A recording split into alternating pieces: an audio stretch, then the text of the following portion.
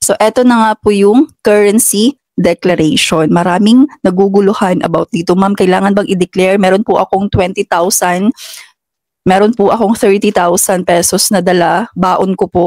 Kailangan ko bang i-declare?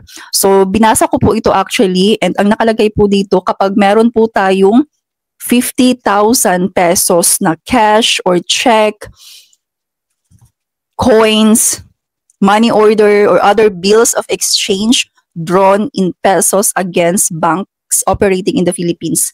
So kapag lalagpas po ng 50,000, yung pera nyo, yung cash nyo, yung coins nyo, or kung ano pa man yung dala nyo dyan na in exchange siya to cash, kailangan nyo nang i-declare. Kailangan nyo mag-yes dito. Or kung meron kayong 10,000 US dollar or in excess of 10,000 US dollar, kailangan nyo din pong i-declare. Pero kung below 50,000, below 10,000 US dollar, kailangan nyo lang pong mag-no dito. Hindi nyo kailangan i-declare.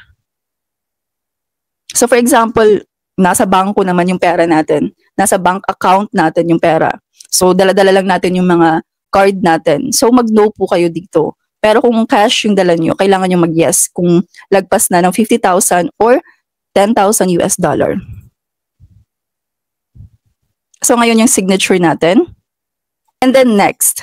So eto na po yung summary ng personal information natin or personal information ng family member natin na magta-travel. So after po niyan, so makikita po natin itong travel tax declaration, travel tax payment or exemption record not found. So wala pong problema yan. Pwede po tayo doon na sa airport magbabayad ng travel tax. Wala pong problema. So after that, click na natin yung submit. And ayan na. Okay na. Successful na po yung registration natin. So ito na po yung QR code. So pwede nyo pa rin itong i-download or i-screenshot and save nyo lang sa phone nyo in case nahanapin sa airport.